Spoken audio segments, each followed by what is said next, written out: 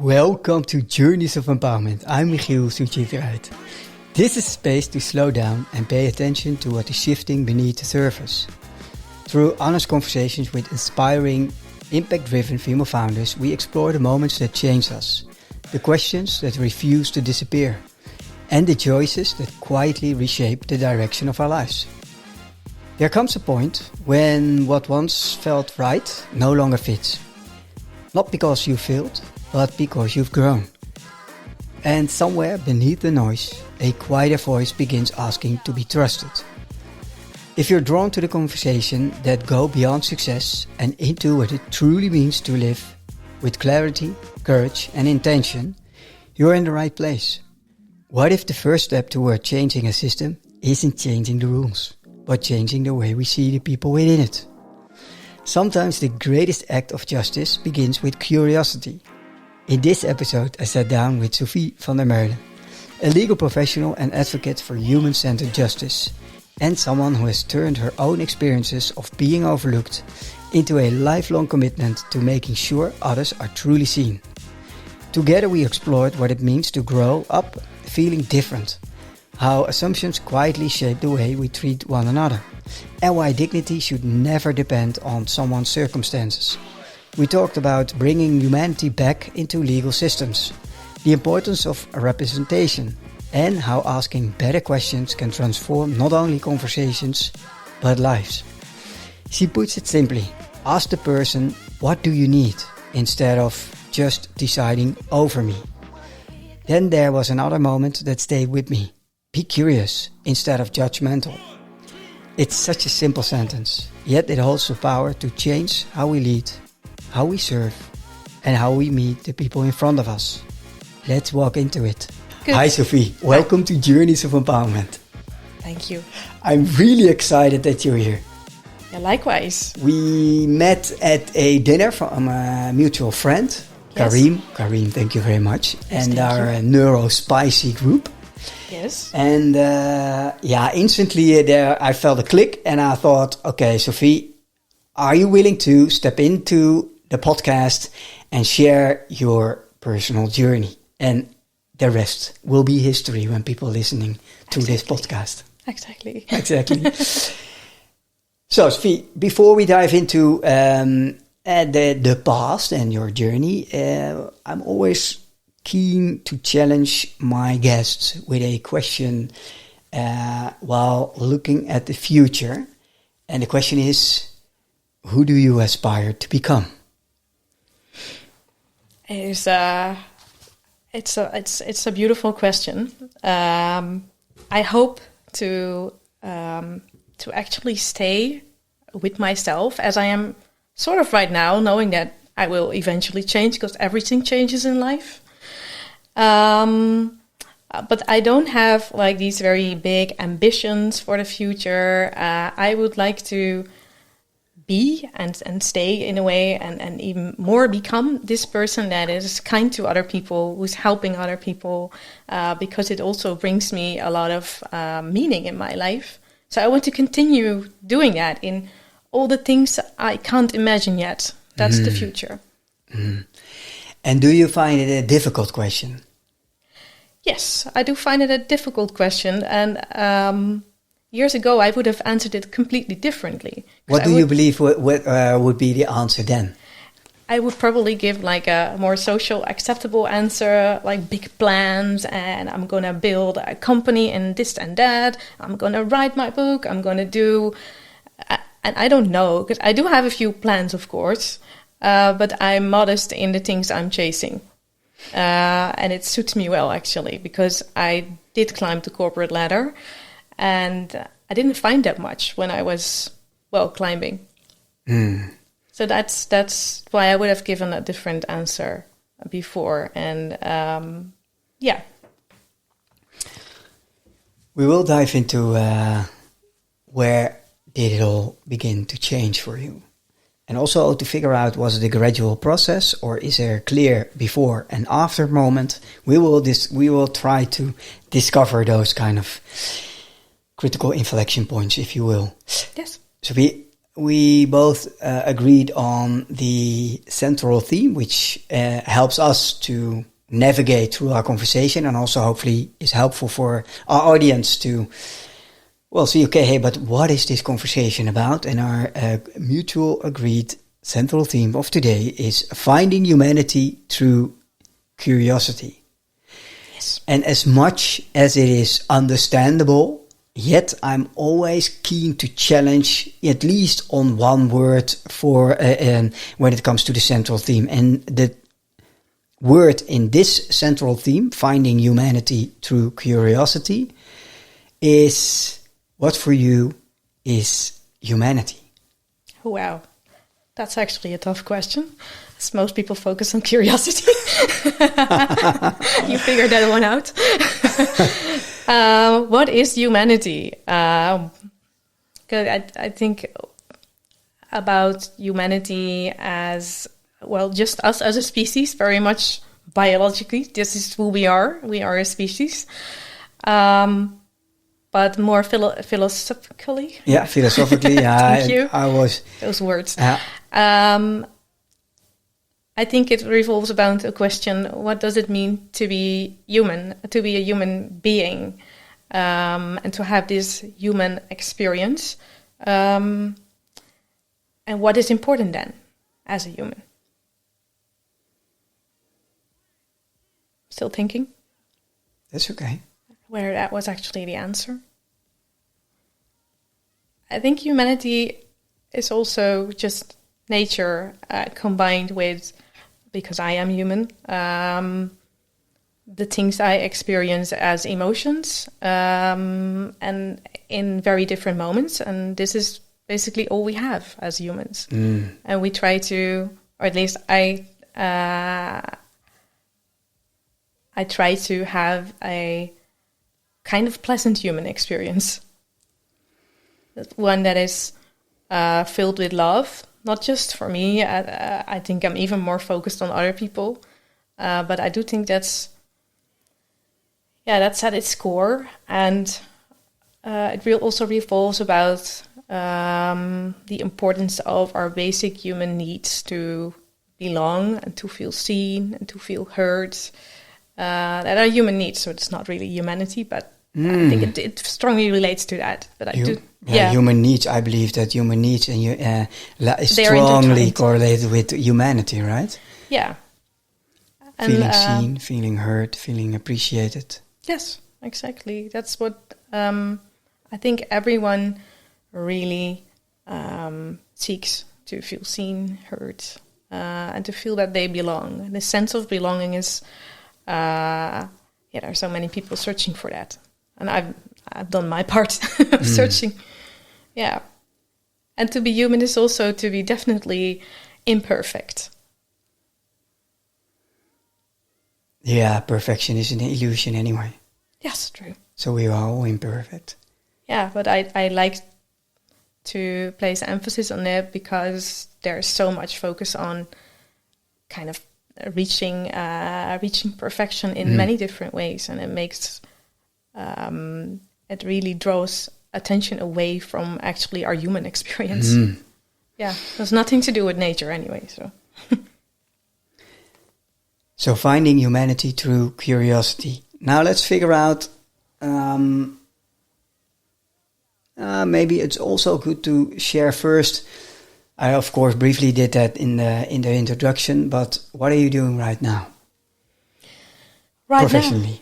Sorry, that's what? Professionally. Professionally. Yeah. I'm doing a few things professionally, but I am a legal professional. I work for the Dutch Healthcare Inspectorate, and there I am involved in oversight of medical technology. So the oversight is about whether the care for people, for patients, is safe. And I think that's really important. I have some medical technology installed in me.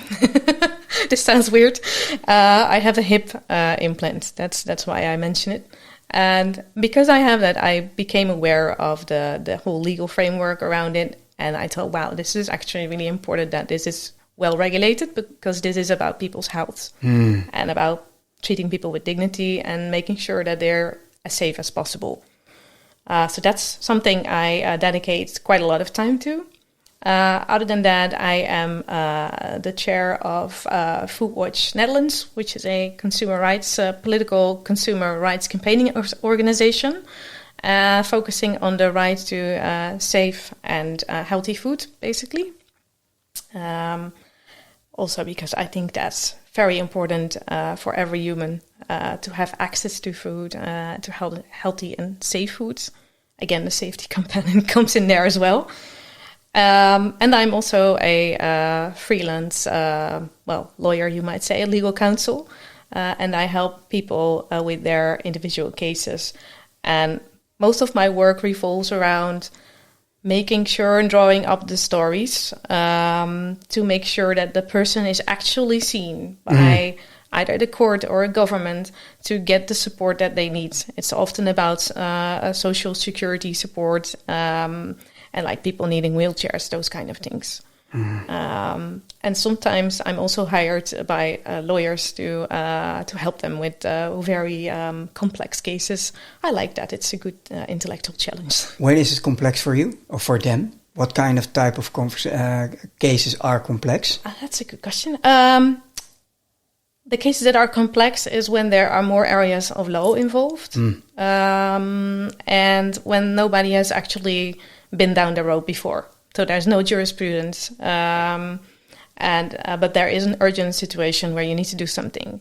You have to figure out a way to go to actually get a result that helps your client, or not my client, but their client in that case. For example, I've been involved in there was a group of conspiracy theorists. They were spreading a lot of misinformation, etc., on social media, which contributed to a lot of actually a disturbing graveyard in the Netherlands. So the digital realm really spilled over into the physical world. Of course, at some point we now know that the internet is not like a separate world. It's part of everything there is right now. It has an impact on the physical world. And then we thought of a strategy, like how can we combine criminal law, civil law, and administrative law to stop this? Because of the spreading of conspiracy theory, which was about the abuse of young children, which is horrible, of course. Of course. And people were falsely accused. And to end this pain also for these people, but also to end strange people placing flowers on graveyards. They were not supposed to be. They were drawing up stories about people who passed away a long time ago. That really had a big impact on the families who actually lost their child to something completely different, of course. I've helped in that case. So that's a complex matter. I have a lot of questions. Yeah. But before we dive in and we look through your eyes and see how navigating life is for you, so how it is to be you. So I'm trying to look more and more via the eyes of my guest, through their eyes, and navigating through life. And in that way, it's a sort of journeys of empowerment. It's a sort of journey and a sort of lifeline. I thought, let's start with Sofie to deep dive in that sort of way. Before we do that, why do you care so much? Why law? Why law? For me, law is all about justice, which is something different. I think it's more like the ethical thing is justice. For me, law is about applying the rules in a way that actually helps humanity. Yeah. It's. I think there was a quote I once read that went something like, "Justice is correcting the thing that revolts against love." Justice is correcting. Yeah. Well, the thing correcting what revolts against love, and love for humans. And doing justice means doing actually the right thing for humans to make sure they either feel supported or get what they need. And I feel that. I think it's very hard to describe exactly what justice means, but for me it's really about love for humans and try to help them.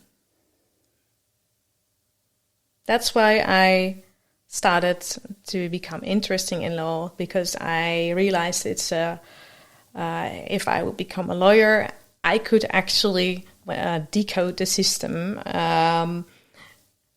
make a good story that's convincing, and actually help them and help them in a way that I could be the voice of those people, and to really give some form of protection also.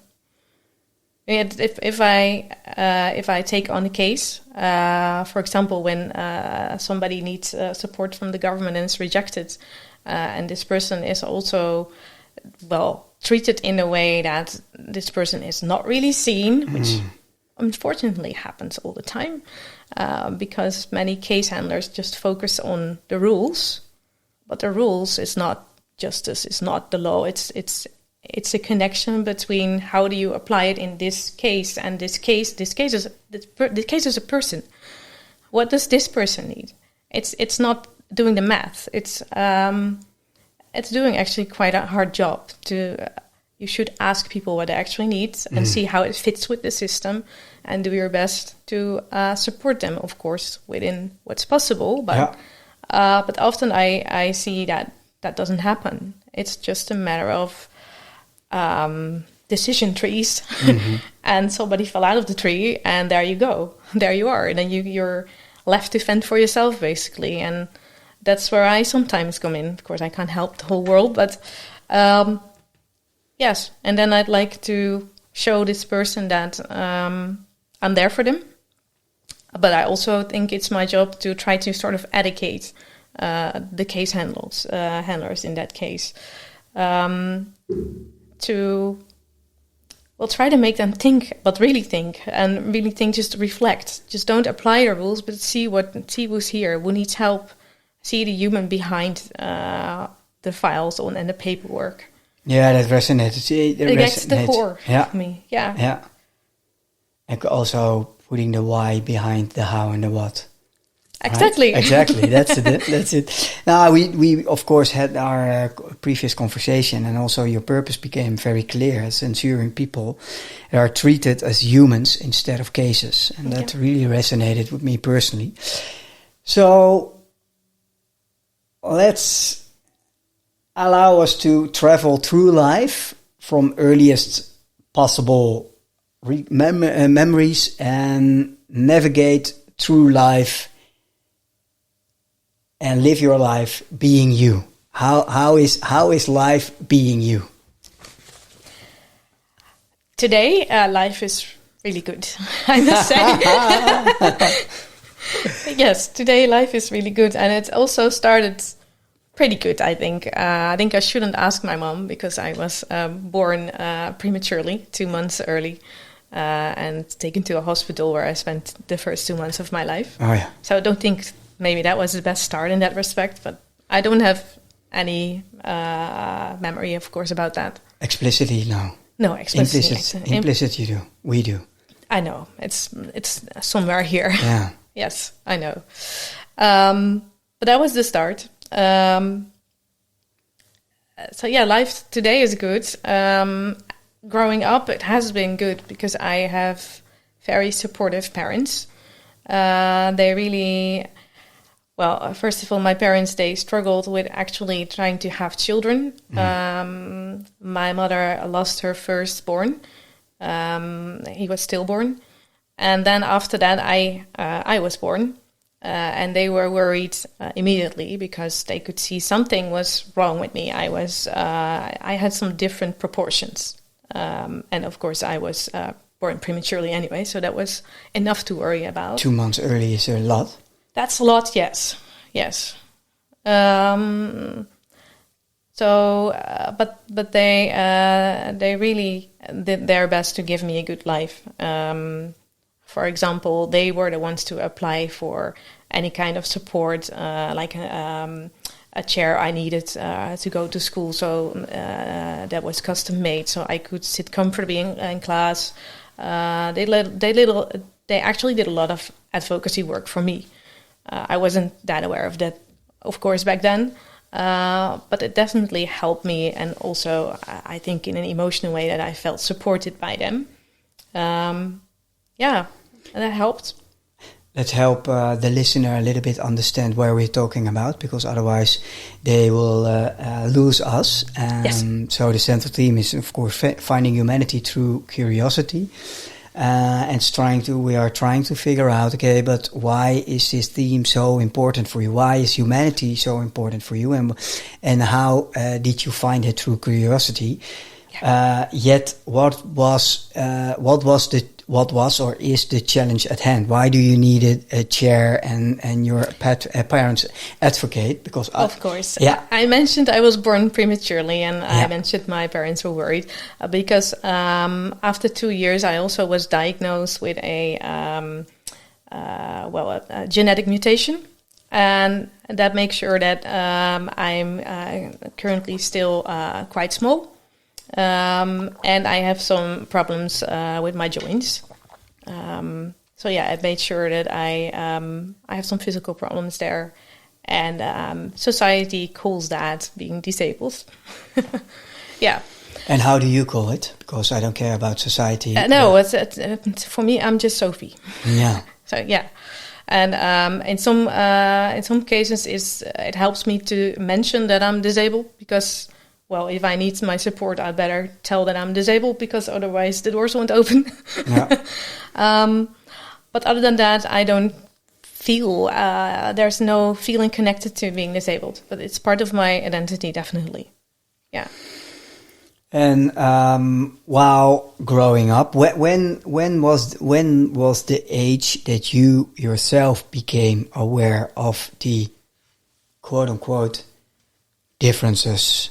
Yeah, I think that happened gradually. When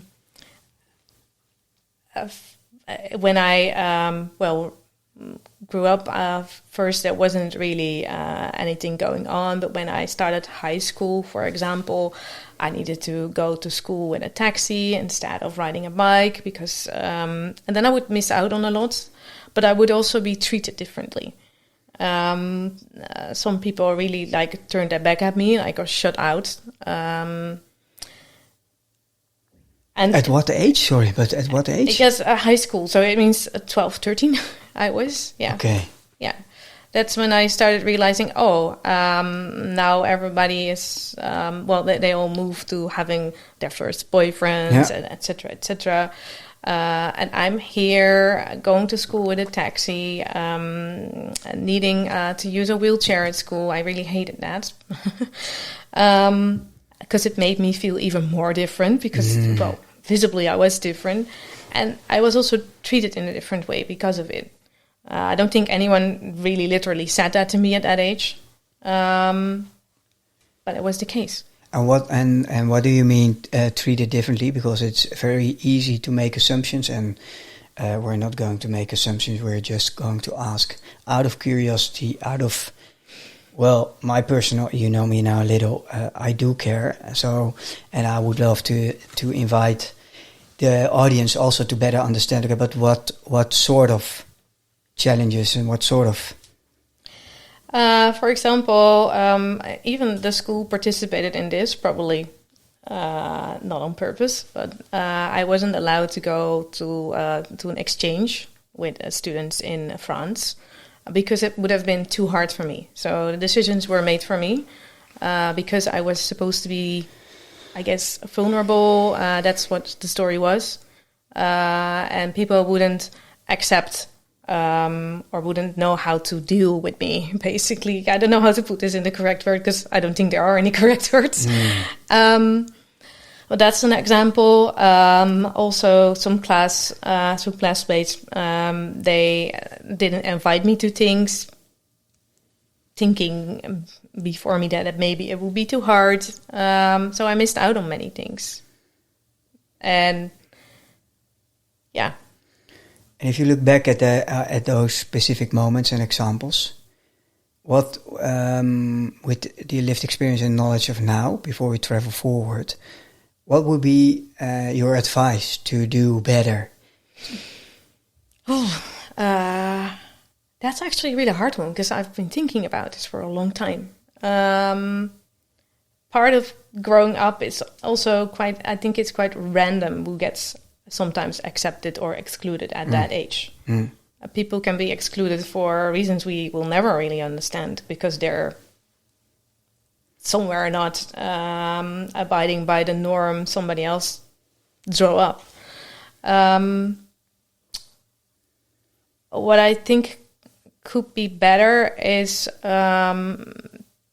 especially for the school who was organizing this trip, is making more effort to actually make it work. To make the effort to make sure that everyone can participate, even if it would mean that that adjustments have to be made. Because it's I think it's a form of sort of laziness not to make the effort. Because I remember that I did feel sad about that I wasn't going to participate, even when everyone told me it was for your best interest. That's what they tell you. That's what they told me. About your yeah. specific situation. I was like, why is this not possible? I think that's stupid. And in my now life experience, I know many things are possible. So I would really like to encourage everyone to hit pause when they first think, that's we can't do this. Because quite often you can. It just takes a bit of effort. And also... And a curiosity.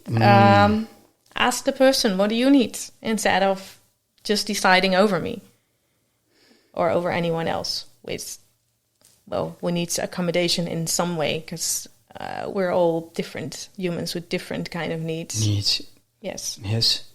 So ask questions, and use your curiosity to do better. That would be my message. Here we are back to our central theme, right? Yes, exactly. Through curiosity. Hey, okay, so that was in the high school period, and then you move forward, growing up, becoming an adolescent. Yes. How was that? I was very much focused. Because of this experience in high school, but I really wanted to be normal and be accepted. Well, for who I am, I can say right now, but that wasn't actually the case. I wanted to be seen as somebody who was just like everyone else. So as normal as possible. Exactly. Because then I would feel safe. Because that was very much what I was pursuing. This sense of belonging, I guess. So I figured that I should work really hard socially, but also professionally, like socially, in trying to show the kind of behavior to get accepted in the group. And professionally, to make sure that if I would work really hard, that people like future employers, that they would see me and my capabilities instead of a woman with a disability. Because I was very much aware about the stigmas there, and that I experienced also being seen like that quite often. Stigma? Yeah. And the stigmas? What kind of stigmas do you believe people hold? With one person with disabilities? Many, because I often ask this question in my workshops. That's also something that I do, by the way. But another layer. Yes, another layer. But then I asked the question like, "Hey, what is your first association with the word disabled?" And there are only very few positive associations. Many are they need help, sad,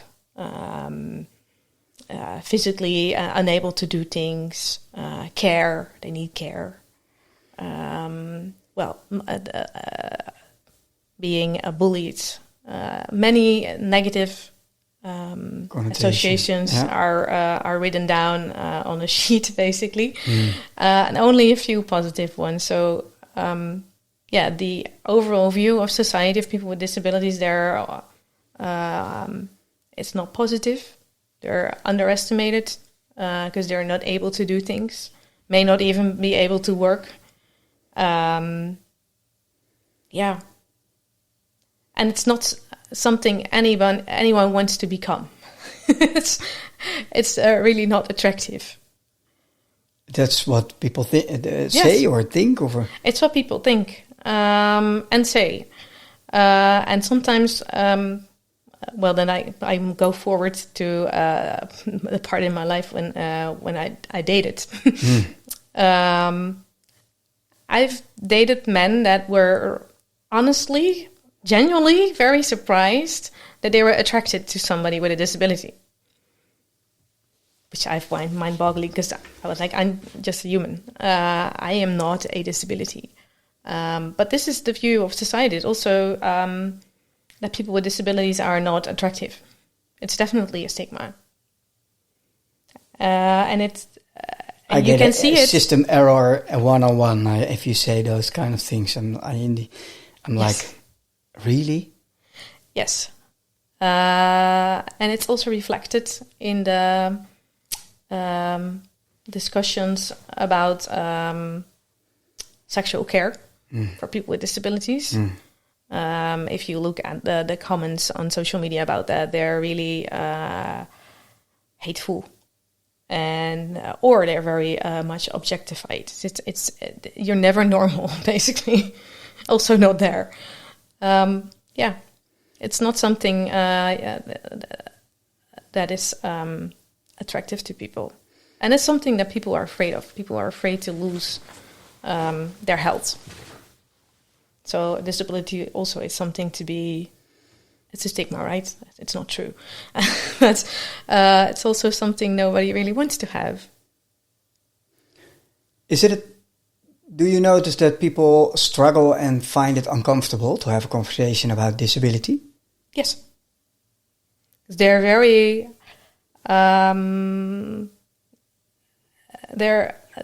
they often shy away from asking me questions. When they do, I can see they're not comfortable, but they follow their curiosity. So I try to encourage that.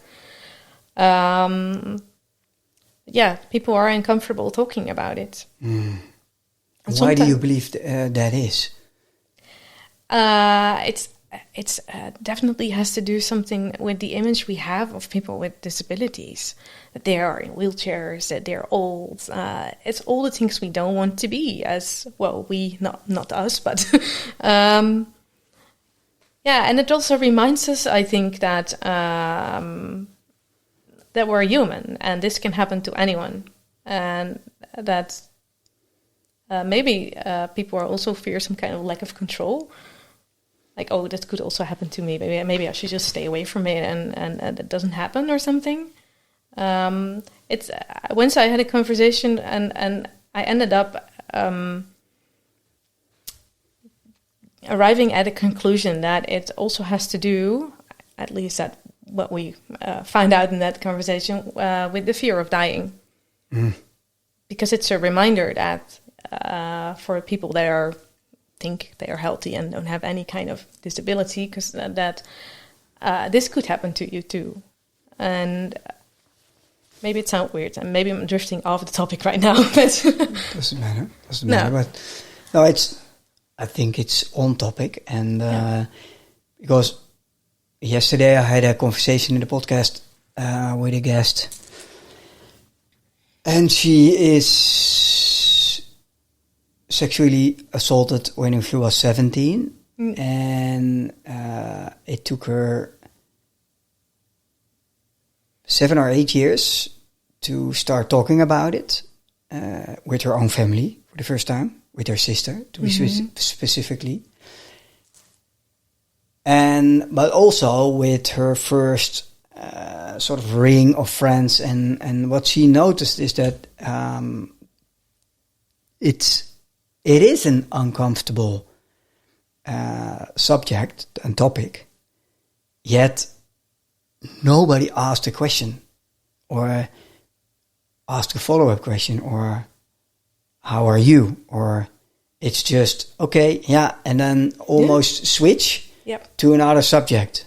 Yeah, I recognize that. And it's the same when I look at the Albert Heijn or whatever, and there are homeless people outside.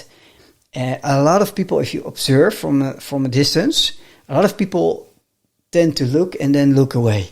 Yeah, exactly. What do you believe do we have to learn as humanity, as human beings and as humanity? What do you think we have to learn or unlearn in order to be able to perceive humanity as human beings? Many things. I think, first of all, what we would have to learn is whenever we feel discomfort, like in our feelings, when you feel like, okay, maybe I don't like to talk to this person, or I feel some kind of weerstand, maar resistance, yes, exactly. Is trying to take a pause. And to observe what is actually going on. What are you thinking? Because probably you're not thinking at all. It's just an emotional response to something else. I think we need to learn to pause, to stand still, and to question ourselves. To question actually our emotions, because what happens, the resistance comes from a place of your own emotions. It's an emotional response to something, and it's probably tied to some kind of conviction you have. And I think we really need to learn to question ourselves more, to use, well, there it is, curiosity, as a tool to first observe and see yourself, see your own thoughts and feelings, and also then learn that you shouldn't just trust your first thought, because it's quite often false. And then use the curiosity to reach outside to the people that you actually have an opinion about without investigation. That's an assumption that you're making all the time. And we do it all the time, because that's how we humans are wired. Our brains, well, I think you know or may know the work of Daniel Kahneman. Yeah, of course. Yes, it's the system 1 and 2 thinking.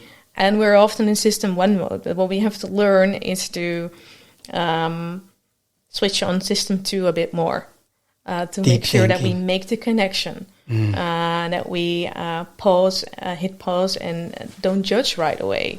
Because you're missing out on so many beautiful things, so many beautiful conversations. You might learn a thing. You may actually learn to learn that way.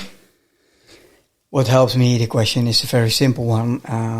If I jump into assumptions and conclusions, I normally not very fast in jumping into conclusions. It's also a compliment for my friends, to be honest, that I come across as less judgmental. So not judgmental, but yeah, we are humans. We're trying to make sense of the world around us. But the simple question is it true? Yeah, it relates to this. That's a beautiful one. It relates to the questions of Byron Katie. Is it true? Is it kind? Yeah. But you need to have some kind of pause button. Yeah. You need to be aware of the fact that you're doing this. And I don't know if there's a fast way to do that. I think it's also practicing this and staying in the non-judgment phase. But that's a really beautiful compliment, if I can say that. Yeah, it is. Yes. Sofie, and at one point you chose law. Yeah. Was that gradually, or was there a sort of critical event which led you to choose law? How did you came on that path? That's funny. I first, because I didn't really know what I wanted to do after I studied governmental management, I thought, well, let's just find a job and see what happens. And then I ended up at the local government. I already get to do some legal work, and I thought it was really interesting. However, a few jobs later, I noticed that the more interesting cases would go to lawyers because they were hired because they knew better.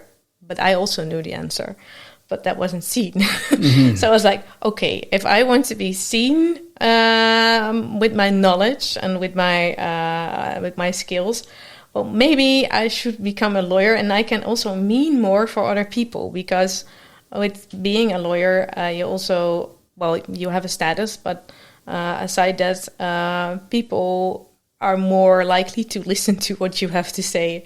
I know it sounds awful, but it's true. But yeah, when I noticed all the interesting cases going to a lawyer, like, well, then I should just switch to that position and make sure that I become a lawyer if I want to do what in this case he was doing. And what really helped was that I was at that time collaborating with a lawyer who had a practice in Brussels. And he invited me over to learn more because he had a practice in a field that was really alien to me. It was about cosmetics and life sciences, all the things you don't learn in law school. No. And then he said, well, I think I can see you becoming a lawyer. And just the fact that he told me that, and that he completely trusted me, that really helped me too. Because my parents, they were already happy I had a job, so they didn't particularly encourage me to go to university and study law. But it was this that really helped, and also the realization that another lawyer that I worked with actually just copied a case note which he wrote himself a month before and sent it to the local government I then worked for. As the advice which he charged a few €1,000 for. And I was like, wow, he just copied that. That's not knowledge. Well, he of course thought about it once, but I thought it was really unfair. But at that moment, this person just fell off his pedestal. I was looking up to all lawyers and doctors, because that's the way I was raised. But he's actually just human too. And like, I can do this too. And I also really trusted myself. Like, okay, if this is what's happening, that was really helpful. And then at some point, in time, because law is very... Which specific law, part of the law did you study? I studied administrative law. That's the... And then at some point in time, you came on the path of healthcare. Yes. How did that happen? Also just in practice, basically. Let me think.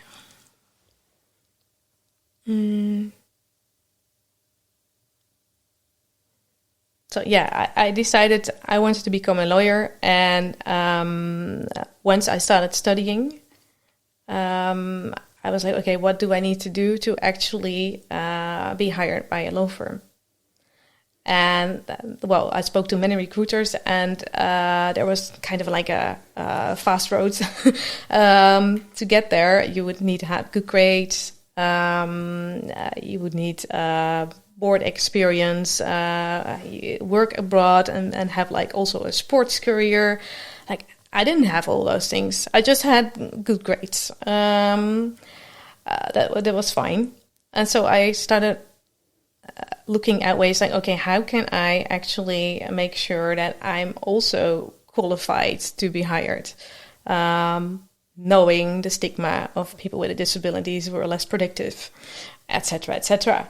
So I started doing a lot of additional things, but I'm not answering your question right now, I think. Oh, no, the question is, how did you came on the path of healthcare?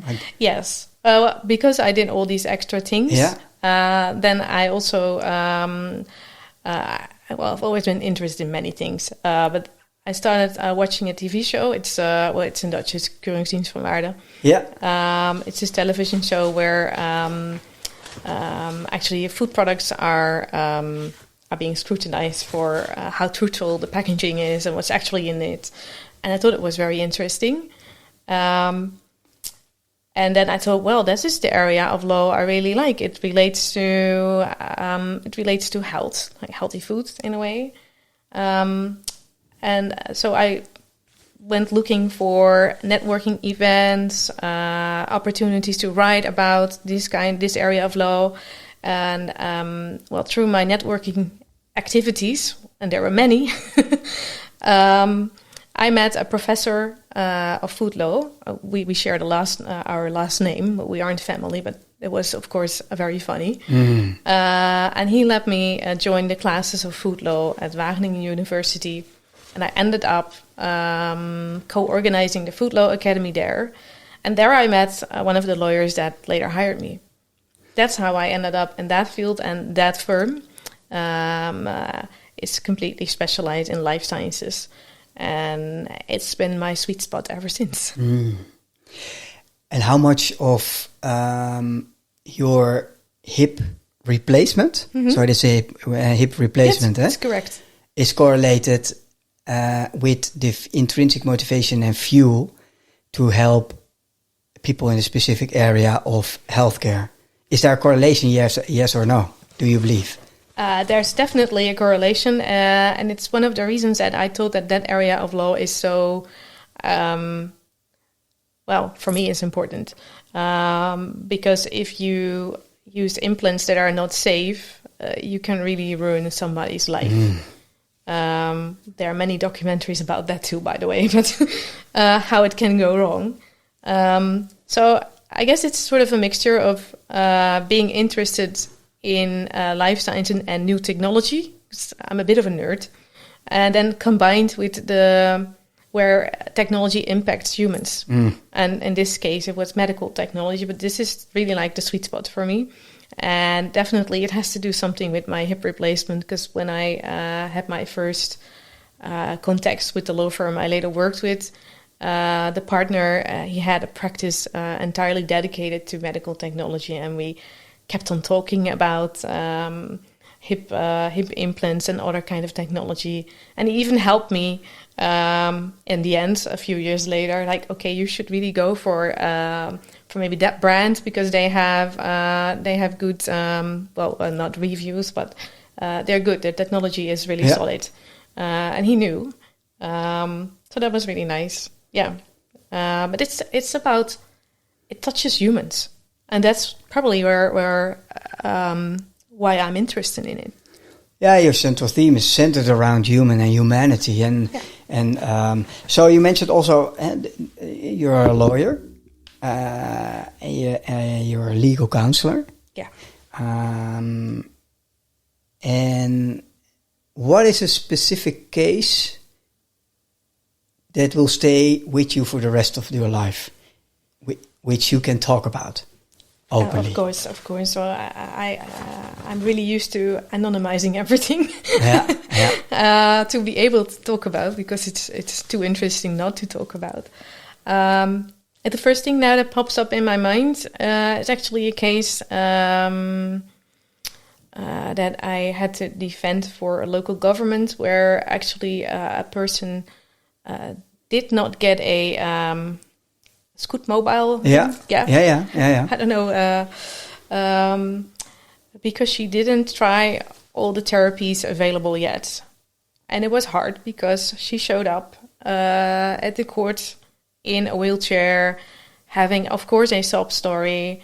And I have really doubted my judgment, like, okay, am I really doing the right thing in denying this person the support she wants?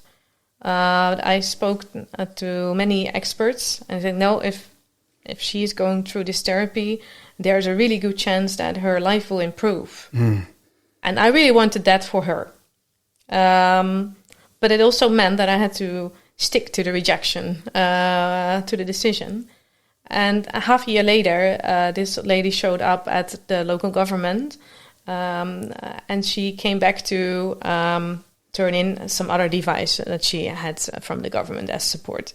I don't know exactly what it was anymore, but because she didn't need it anymore. She could now walk around freely, and she didn't even need a wheelchair anymore. Oh, yes, it was the wheelchair that she brought back to the government. And then I was like, oh my God, I actually was right in my whole, well, in this case, it was a judgment. And this person is actually doing better. And I really hope that, but of course I wasn't 100% sure. But that really impressed me. Yeah. I took all the care that's possible, but there was no way of knowing that it would actually turn out this way. You've also mentioned that you did quite a lot to get on board in companies. How much did you feel that you had more challenges to overcome to get on board or not? Yes, I definitely felt that. I had to compensate for my lack of not having the standard list available of the people that would normally get hired by law firms. They were either younger than 30 years old, because otherwise you would be too old and less flexible. So I really had a feeling that I had to compensate for the things that I couldn't show, because either I wasn't physically fit. I wasn't part of a student association because I actually was too old to join. That's that's interesting as well. But age discrimination. It is definitely, it is. So I had to figure out other ways to make sure that I could get into that system. So it was also calculative behavior. If you know what they're looking for and you can't give that, make sure you stand out in another way. That's my very rational response to that. Like, okay, because doing nothing, I would have less of a chance. That was at least what I was convinced of. Also because there was, in any firm I visited, I never saw people with visible disabilities or any kind of, there wasn't any talk about it, but because maybe they were there, but that also didn't really help. And how was it then when you were at university? University is, I think, worlds of its own. Everybody is just studying and very interested in what they're doing, and then it didn't matter that much. And there were more people, for example, in wheelchairs, because that's the most visible way of seeing a person with a disability. But I also know that one of my classmates, she suffered from MS. Not that severe, luckily, but there were more people with disabilities there. So it wasn't that much of a problem. No. Because you could always, I think even also the university employed some people in the higher ranking functions with disabilities. So if you can see a person in a position, then it sort of signals, oh, you can do that too, and it isn't. It's not so hard to imagine anymore. Question pops up in my mind is, what are a few, and I will answer with the question with one or two examples from my personal journey. But what are two really a sort of recurring offensive kind of questions people ask when seeing you?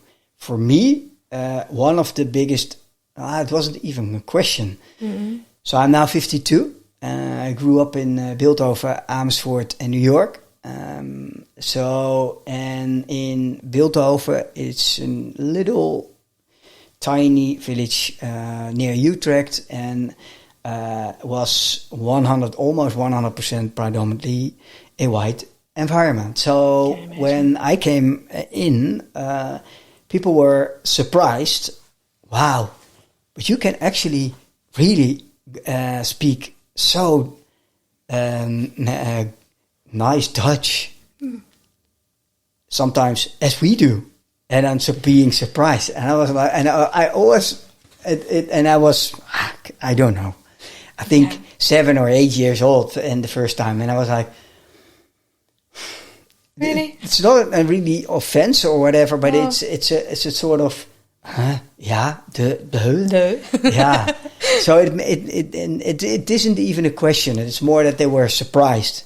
Yeah. And or can you also burn your skin in the sun? And I was like, oh wow. And I really forgot all those kind of questions, but now I'm more and more involved also in bicultural bicultural events and communities, and there I hear a lot of things which were stored implicit in my implicit unconscious memory, and now we have become more conscious. But I also experience those kind of questions. What are one or two or maybe more, but sort of questions or really recurring blunt kind of remarks about you being you? One I still get quite often is silly enough, given the fact that I tried to be normal so for such a long time. You really don't look disabled. Huh? But that's the same, like, huh? And other than that, I've had many strange comments, or actually questions in this case, when I tried online dating, like with the apps, Tinder, etc. Years ago. I often would get really strange first opening questions about my physical abilities related to sexual stuff. That will be like almost an opening. Oh, can you do this and can you do that? Like, dude, seriously, that's not a question. That's not an that's this, and it still happens. These kind of responses. Like last weekend, we were on a wine festival, and I actually started dancing. Had too much wine, probably. You don't need much wine to dance, right? That's true. But then anyway, I was just enjoying myself, and then this guy walks up to me, and I didn't invite him, and he sort of wrapped his arm around me. I was like, okay, dude, don't do that, because I also don't feel comfortable because of my physical, vulnerabilities, I guess, yeah. But I also wasn't really interested in that kind of contact. And you could just immediately sense, okay, this is the wrong kind of connection. I'm not looking for that. And he said, like, you know, I really want to tell you, you look really sexy. Okay, cringe. It's just so, I don't know. At that moment, I don't even know what I responded, but I tried to, like, okay, get away. When he asked me, do you have a boyfriend? I said, yes, he's getting some wine. And he didn't believe me. And that was also something, okay, this is also a very big bias here. Like, I have to be very grateful that you pay attention to me. That really was reinforced in the idea there. And then my boyfriend came, of course. And then I said, he's coming. And he was like, oh, you really have a boyfriend? Yes. Come on. It's I don't even know how to call that, but yes, there are so many of these strange behaviors, and I think, like you just said, I'm also still discovering the kind of microaggressions that I experienced throughout my life, because for a long time there haven't even been words to actually discover that it happened. It's the assumptions colleagues make that I can just come along like them. Like, oh, we're going for a walking meeting. Like, okay, but that's not really for me because I'm much shorter and then I can't hear you. And then I feel stressed because then I have to speak up for myself. It's in all these little assumptions that are sort of human if you stay in your system one, but that I also grew really tired of. of hearing, and always needing to explain myself and needing to get the attention to me because someone else isn't really thinking about this. So I really have to advocate for myself a lot. And I do that, of course, but it's a lot of additional work I didn't ask for. And the comments, the uninvited comments about my appearance, my abilities, in whatever context, I grew tired of as well, but they keep coming. How do these experiences make you feel in general, besides cringing? That's cringy. It's good fuel for my anger. Yes, I also sometimes feel sad about them. And every now and then I just break down and cry because of it. Yeah. And what part is hurtful? Because or it's so much about assumptions, and the people that are saying these kind of things, even when it's not meant to be hurtful, they're not really seeing me or making any effort to get to know me, or no, they don't ask questions. And that's combined with all the negative experiences, it's a lot to process all the time. So I have to process it every now and then. I see a coach or a psychotherapist to get it off my chest, because I have to leave it somewhere. And it's hard to give it back to people. I sometimes try to do this in writing or a funny, snarky comment that often doesn't really land.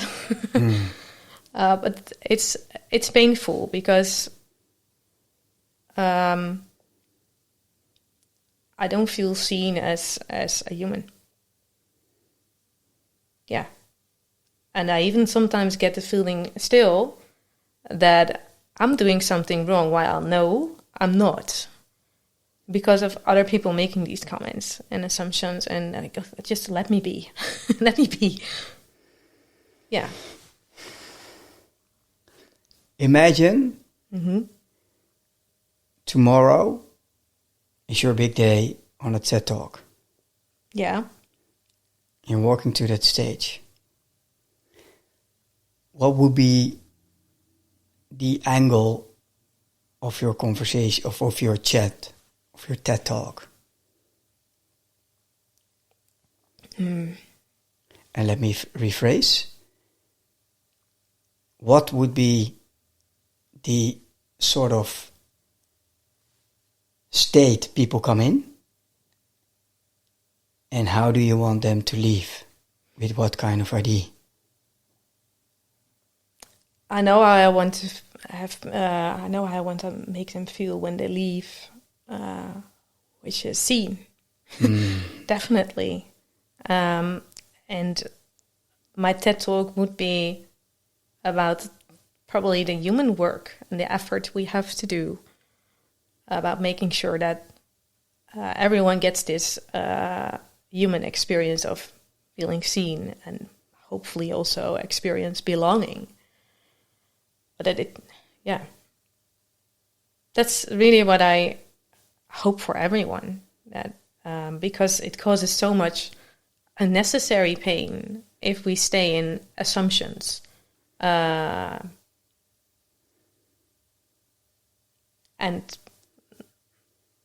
just don't make an effort to meet the other person, whoever that other person is, because we have assumptions about many people, of course, not just people with a disability. And I really want to also make them think about what they're missing out on. Missing out on? Yes, if you never challenge your own assumptions or the images you have of other people, or you feel uncomfortable and you always avoid that, you're basically missing out on a lot of life. And life is about things that are not entirely comfortable until you have moved through them, I think. That's how I feel about it, at least. It could actually help people to find more meaning in everyday life. Well, I'm involved in a community, women's health community, women's health at the workplace. I don't know if you ever visited once in a quarter we organize. The organizer is 𝗂𝗂𝗿𝗄𝗏. She was also a guest in my podcast, but before that she came on my radar because she was one of the cohort members of a program via 𝗳𝗲𝗿𝗆, a startup program for, and there she came on my radar, and she's a really advocate for women's health. And I became an ambassador and a fan, and helping her directly and indirectly building that beautiful community. And there we organize once a quarter a women's health at the workplace, or women's health and XYZ, always related to the topic of women's health. And what I would love to think about is invite you to join us and also add another perspective to the table. So I'm there because I'm obviously a male ally, and I bring a lot of my network towards that community, and also men. And so I'm a really active male advocate, or a male ally advocate, and but I would love to see more diversity when it comes to the variety of human beings. That's beautiful. And I would love to invite you also there to be to join. And also our buddy Karim is going to join in the next one. Next one will be probably in October, in the 1st of October in Hilversum, at the headquarter of, I can't make the announcement right now, but the headquarter of a very big female focused company. I would love to invite you, because I strongly believe that there is still, women's health is already seen as a sort of niche. I know. And it's really annoying, because 50% at minimum is women. Yeah. And then it's treated, when it comes to research, when it comes to funding women health related startups, such a small percentage of the total amount of investment goes to that place. And I can even imagine when it comes to, and I don't like the word disability, but I am going to use, otherwise what are we talking about? Exactly. Even when it becomes even more specialized, I can imagine, but it's a small percentage of the total, so and we have to divide the budget, and then no budget is going into that. And this is doing something, right? This is yes. injustice. Here's something. Here's something, but it's definitely also has to do with financing. The funny thing is, there was a professor that was going to investigate my DNA mutation. Mm-hmm. He passed away, unfortunately, but no one else is looking into it, because it's called an orphan disease, which means basically translate to very rare. We don't have money for it, so that's it. But it's far more heartbreaking that we're still working so hard to get women's health investigated. Yeah, it's strange. But I would love to see you there, and also learn from your perspective. Because I do believe that although I hate the word disability, yet it makes it understandable for the world around us what we're talking about. At least it gives us some sort of label. Yeah. Sometimes we need a label, because otherwise we don't know what we're talking about. What I do believe is that representation matters. It does. A lot. It does. A lot. Yeah. So I would love to see you there. And I have a question. Since you've studied law, if you have a magic wand and you have only one strike, what specific law, kind of law, would you pass tomorrow to be effectuated immediately? What would that be? If you had the chance with one strike to pass a law that's tomorrow effective immediately, what would that law be? It would be a law, well, if I phrase it negatively, it would be a law against biased stupidity of humans, but that's not a good way to phrase it. It would be a law that that actually demands people to think and reflect before they judge. It's actually a law about how to apply the law. That would be the law. And if you look at the role of school when it comes to understanding humanity in the diversity and the variety of us being humans, what do you believe when it comes to disability, the role of school would be?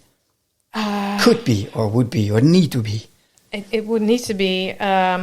I think schools in general would need to do way more effort to include people, well, with any kind of label. Because there are too many stories right now that people are excluded because they're too complex, either mentally or physically. And then you need to look for some kind of special school. And that also makes sure that many groups that have these labels are not represented at schools. And it's actually at schools that young people that will grow into adults someday can learn about diversity in a very natural way. If you have to correct that later, which we're doing now, it takes a lot more effort and work. So schools should be more inclusive.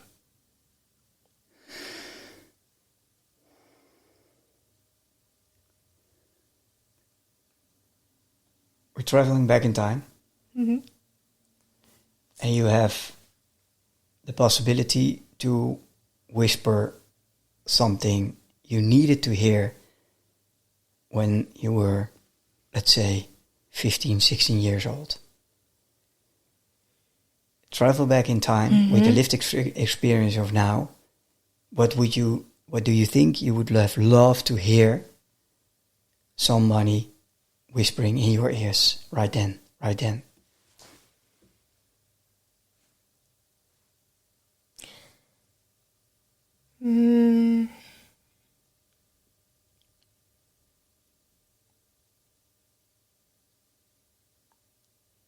think what I would have really loved if anyone would have asked me about my experience, would have asked me a question instead of some kind of message. Because those messages, like, you're enough, etc., I don't know, it doesn't, I got them, but I didn't feel it. And it's actually in the end, much later, through questions, I learned to understand myself and got to get to know myself, basically. And that has been so incredibly valuable and so important that I would have wished somebody would have basically just asked me whatever question about myself, about my experience, to make me reflect instead of staying in my state of fear and in survival mode and trying to fit in, because it could have taken me out earlier, maybe that's now it's wishful thinking, but yeah, it is a sort of what if question. Yes. We can't really answer, because it's impossible at this moment. Maybe in future we can travel back in time. Who knows? Yeah, who knows? We're now having self-driving cars, and it was in 87. I'm oldie. In 87 when you had Knight Rider with Kit, and there was a driving car with a watch with Michael Knight. I love that. And he can talk via his watch with his car, and we thought, this is out of space, but it's now reality, right? We have that watch, and we have those cars. So the rest is history. But also, Is there? Can you think about a question? What would have helped you to crack a little bit open, to make you curious? I think there are a few, but definitely the question that helped me in other times, it was, what's the worst that can happen? What's the worst thing that can happen? Yes, that question, because it helps you face the thing that you're struggling with. That would have helped me. Yeah.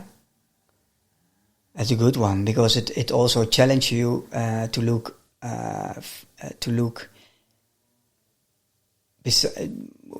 over your own fear and or maybe anger, or a combination of that, or anxiety, whatever is in the way. And I tend to ask to my my friends, my colleagues, my clients, and what if we don't? Yes. What if we don't? Yeah. And also one question maybe, but it's another league, but it's more like, why now? That's a beautiful one. I just don't know if I would have been able to answer that at that age. No, I can imagine. No, I borrowed this one from, she recently passed away. Yeah. It's one of my favorite mentors I never met, and I will never meet, and that is Edith Eger, Auschwitz survivor. And she wrote 2 books, The Choice and the Gift. But also she was a practicing psychologist. And one of the questions she asked to some people who came in and really had a closed off stance, like I have to be here, I'm going to pay a shitload of money, because she wasn't cheap, she was there, and then I have to sit here, but with their arms closed, and then opening up with the question, why now? That's a good question to take down barriers. I have an assumption. Great. And I'm going to share the assumption, and it's based on my intuition. And let's challenge my intuition by asking the question, and in that question is the assumption. How did you beat the loneliness you felt while growing up? The assumption is, and via my intuition, and I can only imagine out of empathy, but it's still an assumption, because I never ask you this question. Also, not in the dinner. It wasn't the setting we met for the first time. And then you're not going to ask, hey, but how did you manage your loneliness? Hey, Sofie, I'm Michiel. How did you manage kind of odd. loneliness? No, but so first of all, my assumption, I can imagine, and intuitively, I feel a sort of loneliness myself while traveling through your journey. But was it also about loneliness? It became about loneliness at a certain point. When I, as a young child, I can't really recall that I experienced loneliness, but my life experience, or how it unfolded, was entirely different, and I will explain that, from everyone else around me at that time. I come from a family where, basically, I think everyone by now is married, has kids, goes to school, etc. The blueprint, let's just say. Yeah, the normal path. Exactly. quote unquote, what is normal. True. But that was all around me. And I do recall that I felt lonely in that respect. Like, okay, I'm probably not going to go down that road because of messages like, well, how am I going to find a partner? It's really not healthy, but... and I also knew that because of my DNA mutation, there was something with having children. And my mother has also mentioned that, like, when you are ready to think about that, you should really consider well, and given the fact that you have a genetic mutation and it can you can pass it on to your children. She never said you should not have children. But she said you should really weigh that carefully. And I agree with her, because if I would have had children, which I didn't, it would have been physically also be very tough for me to, well, it's one thing to put a child in the world, but another thing to actually raise a child and do all the work that needs to be done in that respect. And I also personally had a very strong feeling that I didn't want to place a child in the world knowingly that it could have the same genetic mutation as I have. And that may sound weird. And I often get the critic back like, hey, but you turned out all right. Yes, I did. But I also know that any child with a disability in the Netherlands and also in other countries, I think, you have to overcome extra obstacles to, well, live a good life, basically. And it feels really weird to give a child these obstacles. That's how I felt about that. Another thing happened that at that time that I could have had children. I didn't have the partner where I wanted to have children with, maybe. And in the end, it didn't happen. So it's fine now. But yeah, I did feel some loneliness there because my path was the road I wasn't shown. No. And from that, I did experience loneliness. I experienced more loneliness a bit later in life. So not so much as a young child, but more in my frustrating effort to try to fit in, basically. That actually made me feel more lonely than was maybe necessary. But that's what happened. Because I tried to fit in and I could never do enough to reach that point where I wouldn't be seen by society as a person of less value, because that's how people with disabilities or women with disabilities are perceived in general, of course, not by everyone. And I went to a whole grieving process about that. A whole? Grieving process. Wow. Because I could not, in any way possible, have a life that other women who weren't disabled could have.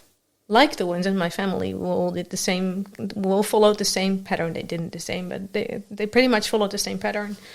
And I grieved a whole lot more when it comes to grieving the experience of being seen as less valuable by many people. Yeah. Where are you in that process? I value myself very much. Yes, and I can still feel this very raw emotions there. I can see it. Yes. And I think they will always stay kind of raw because my life didn't end yet. And I'm still experiencing or being involved, being confronted with the way society thinks, treats people with disabilities in so many ways. There's so much injustice and dehumanizing people with disabilities. There's so much work to do yet. So I will probably have these raw emotions for a long time, but I can carry them. And you use them as an intrinsic fuel and motivation to move Most that needle, yes. right? Yes, I do. That's why you came on my radar in that evening at Kareem's. I heard we spoke briefly, but yes,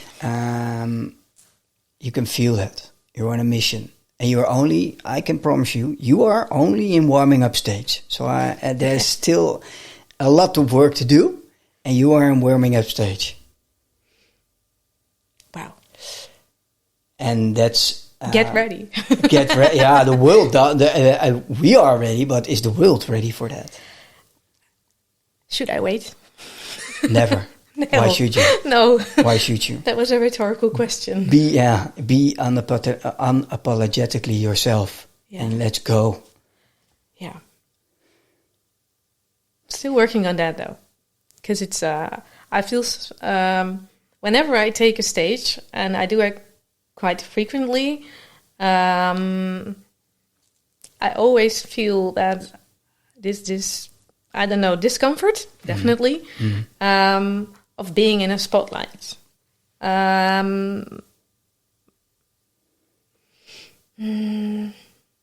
Because at that moment I make myself visible, and I'm subject to evaluation, and that's where the tension is, I think.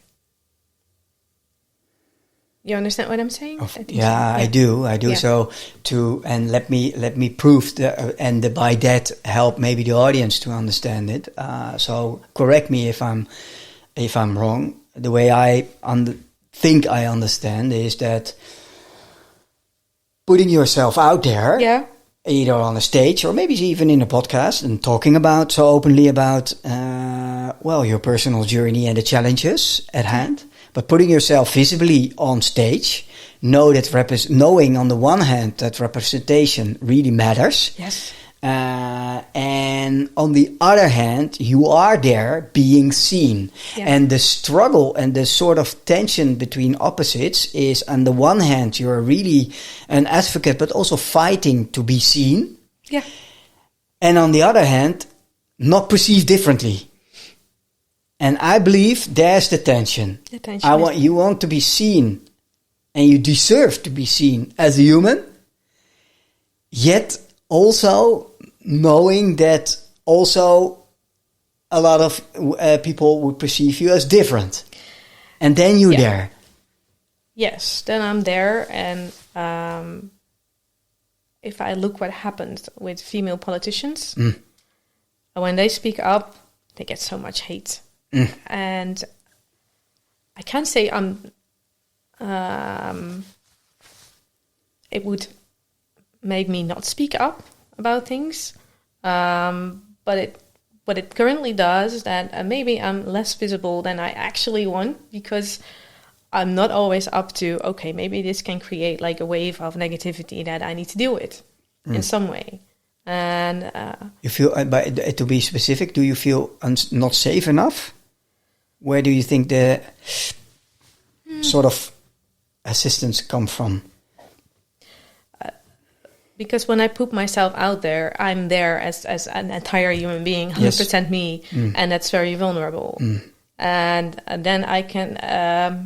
It also means that people can either touch my heart or break it. That's. That's basically what makes it sometimes a bit intimidating. And the question is, what if you don't? That's true. So it's not an option not to do it. I feel that too, but I feel it both. Yeah, I really want to, and every opportunity I will take. But this is something that I have to deal with. And normally, if you feel that in your body. Yeah, because it's a visceral thing, right? You can feel that in your body. Where do you feel that? Where do you feel this kind of tension? It's here, really. It's belly and heart, basically. This area, it sort of does this. And what helps you to break through? Starting. it's doing feeling the discomfort and do it anyway. Do it anyway, yeah. Being scared to death and settling up anyway. That's what I do. And how easy does it come for you to ask for help? Easier.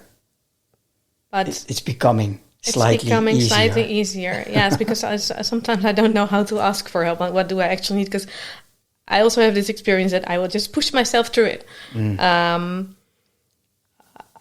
More and more after realization, also to meeting wonderful people, that I don't have to do it all alone. No. And that's probably, or maybe, where you sense the loneliness. So here my question to you, 𝗀𝗃, is how can I help at those specific moments? I have to think about that, because even something little like some encouragement it means a lot.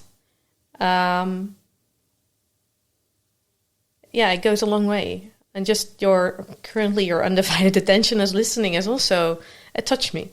I can see it. But that's good. It is. It's a nice discomfort.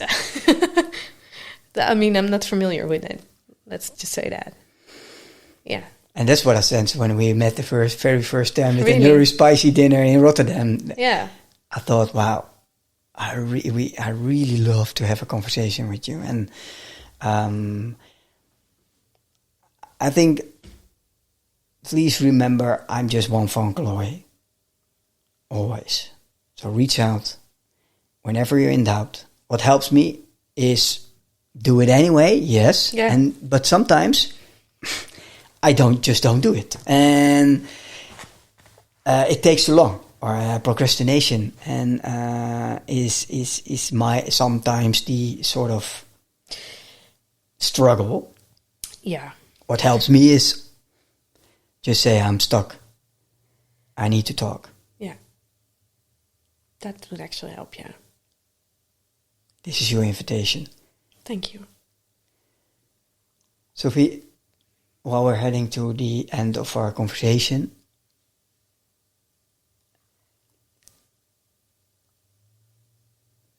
what kind of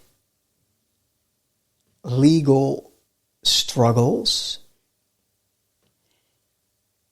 and by that the human connected to the legal struggles, would you love to help more in?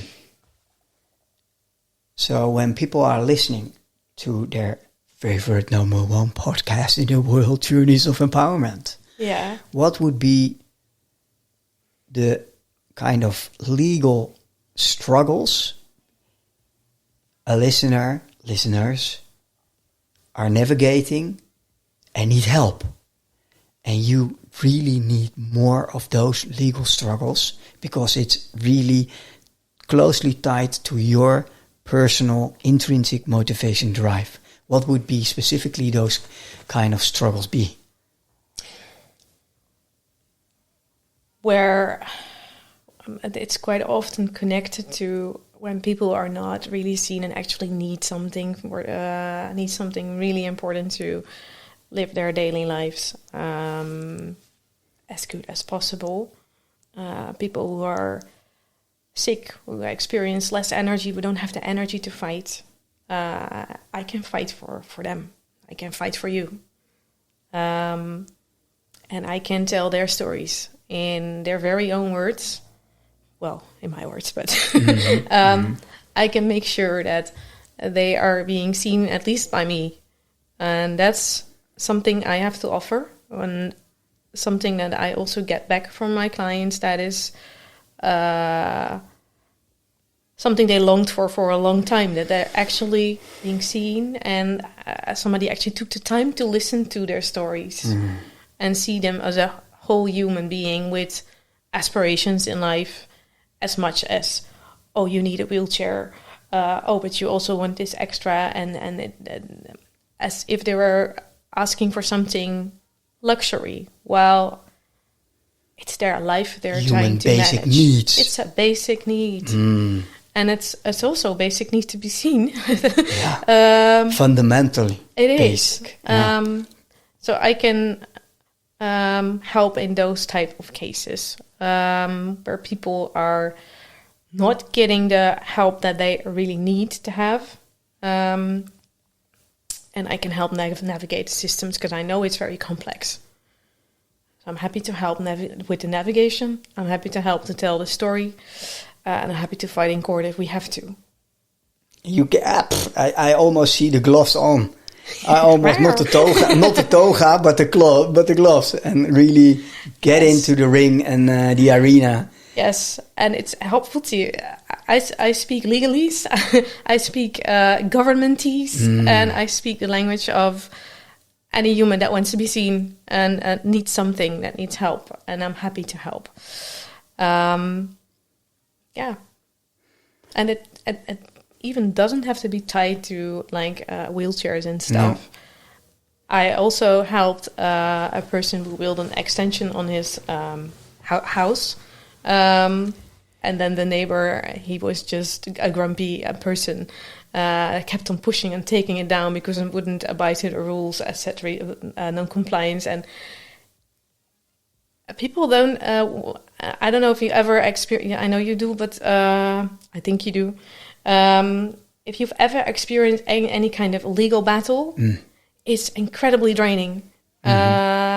And it's sometimes dehumanizing by default because it's systemized. Yes, it's very much the experience, and I'm happy to guide people through the process, not getting too much damaged, because I know it's a tough, long road.